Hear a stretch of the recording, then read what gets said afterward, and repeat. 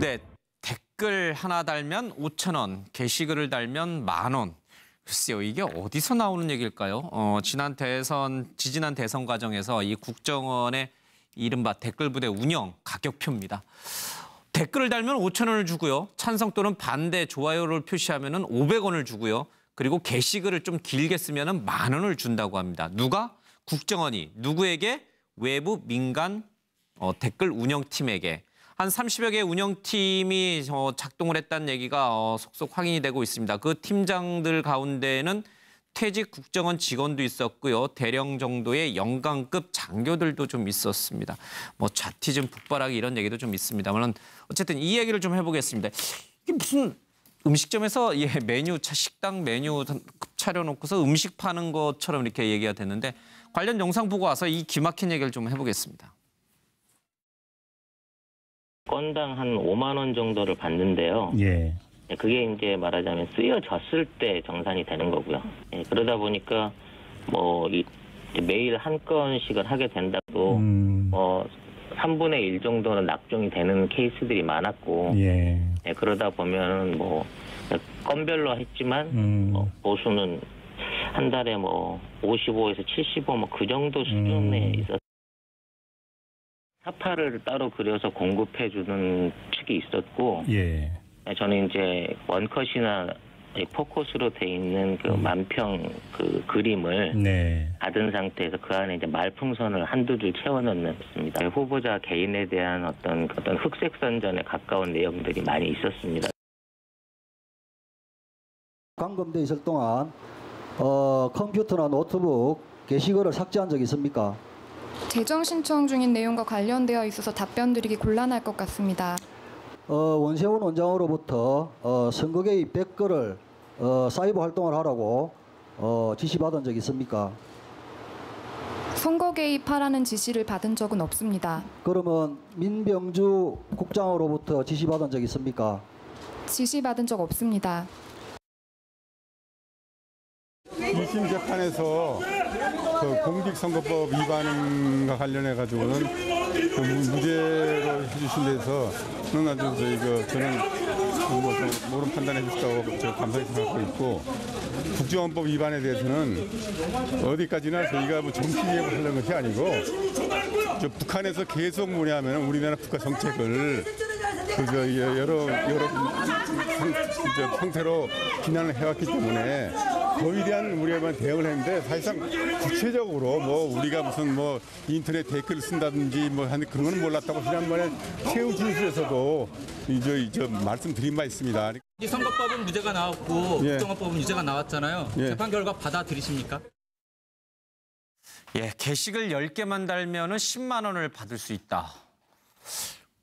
요즘 일당 10만 원 벌기 쉽지 않은데 게시글 10개 달면 10만 원을 받을 수 있다. 우리 시대에는 다시는 저런 암흑의 시대가 없기를 바랍니다. 국민들이 국가정보원에 엄청난 돈을 국가 예산을 통해서 넣습니다. 그것도 상당히 특수활동입니다. 간첩을 잡아야 되기 때문에 영수증 없이 돈을 쓰라고 줍니다. 결국은 그 돈을 가지고 간첩 잡으라고 그랬더니 정권의 앞잡이 역할을 한 겁니다. 방금 화면에 나오는 사람들, 국정원 직원들, 원세훈 전 원장, 얼마나 뻔뻔하고 얼마나 오만합니까? 저런 허위의 정보원들이 한 시대를 줄을 잡았던 겁니다. 나라가 어떻게 되겠습니까? 이제 국정원 개혁의 시간이 다가왔습니다. 이번만큼은 놓치지 마시고 왜 국정원을 어떻게 개혁해야 되는지 방금 화면이 보여주고 있는 겁니다. 예. 타이밍을 놓치지 않기를 바랄 뿐입니다. 알겠습니다. 당시 2012년에 인터넷 그 포탈을 비롯한 인터넷이 정말 좌티즘과 북바라기들이 다 장악을 하고 있어서 이들을 그냥 내버려둬서는 안 된다.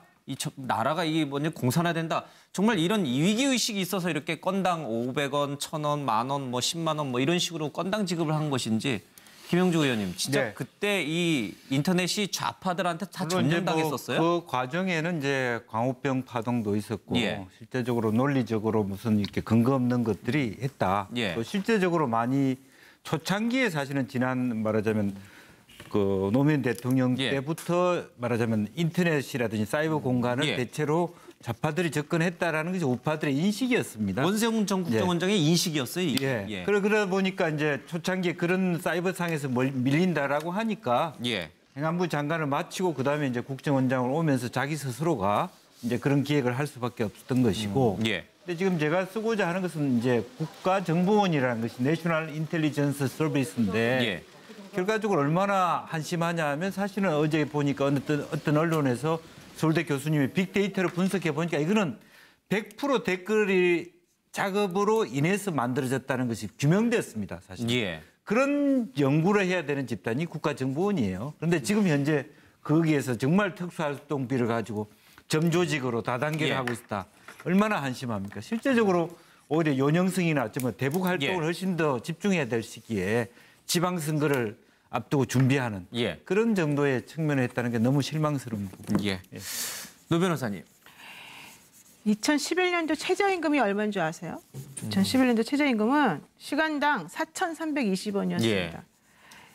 2012년도에는 4,580원이었습니다. 시간당. 예. 물론 2017년에 6,470원 올랐죠. 이거 올리는데 몇 년이나 걸렸습니까? 6년 걸렸습니다. 예. 근데 댓글 하나 달면 5,000원이고 게시글 하나 달면 10,000원이라는 게 말이 됩니까? 그러네. 최저시급보다 더 많이 받은 거네요. 네. 예. 30억 원이 들었다고 하잖아요. 이거 주는데. 반환 청구를 해야 됩니다. 정말 우리가. 양심을 팔아서 국민들의 사고방식을 이상하게 예. 만드는 그 국정원 관계자 중에서 이 사건 관련해서 책임 있는 분들 예. 정말 양심 선언하시고 정말로 좀 국가에 떳떳한 사람이 되길 바랍니다. 고 교수님. 저는 윤석열 서울중앙지검장이 댓글 수사하다가 불이익을 당했고 다시 지금 화려하게 복귀를 해서 막 의지를 가지고 예. 지금 수사를 하고 있기 때문에 잘 할 걸로는 믿습니다만은 최근에 돌아가는 분위기를 보면은 예. 마치 그 댓글 팀장 또 그 팀원들의 문제로 지금 이렇게 본질 문제가 예. 좀 변질되고 있는 거 아닌가 하는 생각이 들어요. 물론 그 사람들도 잘못된 사람들이죠. 예. 그 뭐 무슨 국정원 전직 직원들 모임 뭐 양재라든가 뭐 이명박과 무슨 아줌마 부대 예. 뭐 무슨 늘푸른 뭐 희망연대 뭐 이런 사람들이 주로 주축이 돼갖고 했다고 그러는데 그 사람들 잘못이지만 이런 일을 시킨 국정원장에서부터 차장 그다음씩 뭐 국장, 단장, 팀장 국정원의 문제입니다. 이것은 국정원이 끊임없이 이 중앙정보부 자체가 정치를 탄압하고 정치에 개입하기 위해서 만든 거 아닙니까? 박정희 시대에 그 김종필 씨가 만든 거 아니에요. 그 이후로 한 번도 국정원이 지금까지 무슨 셀프 개혁을 한다 뭐 한다고 했지만 정권마다 한 번도 이런 정치 개입을 하는 적이 없어요. 예. 이걸 뿌리 뽑으려면은 그 밑에서 뭐 몇 푼 그 용돈 벌어간 그 사람들한테 모든 책임을 돌리는 그런 일을 하면 안 됩니다. 예.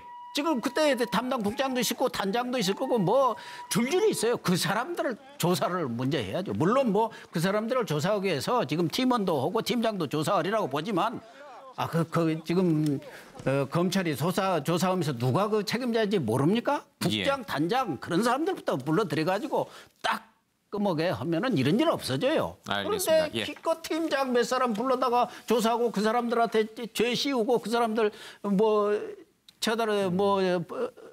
법적 예. 조치 취해가지고 이 국정원의 정치 개입이 없어집니까? 예. 좀 책임자급까지도 좀 철저하게 수사. 지금 뭐 이명박 전 대통령이 알았느냐 이 사실을 몰랐느냐까지도 대통령까지도 그게 문제가 예. 됐다면 청와대에 어떻게 보고가 됐는지 그런 그것까지도 것까지 하나? 다 해서 뭐 이명박 대통령도 관여가 있다면 거기에 대해서 엄한 처벌을 해야죠. 그래야 국정원이 제대로 정치 개입하는 예. 그런 일들이 사라지는 겁니다. 알겠습니다. 이 실장님. 네.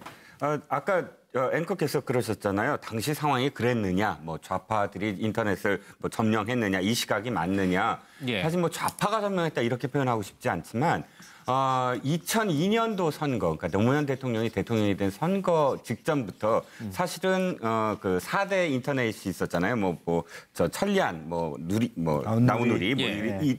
이때부터 사실 진보적인 성향을 가진 논객들이 거의 이 전체적으로 사이버의 어떤 그런 이 토론을 좌우했던 게 맞아요. 예. 그래서 보수 진영 또는 보수 정당에서는 언제나 그게 컴플렉스였어요. 그래서 언제 이거를 이 토론의 장에서 안에서 예. 우리가 맞서 볼까? 최소한 이길 생각도 못 하고 이런 것들이 누적되다 보니까 2012년 선거에서는 정말 뭐 이건 나쁜 일입니다. 제가 옹호하려고 하는 게 아니라 상황에 대응인데 국정원부터 시작을 해서 진짜 다 나선 거예요. 그 국가 기관까지 나설 정도로 사실은 보수 진영이 그런 어떤 컴플렉스가 굉장히 심했다. 그러니까 예. 이 선거 이후에 어쨌든 굉장히 나쁜 일이지만 자평을 합니다.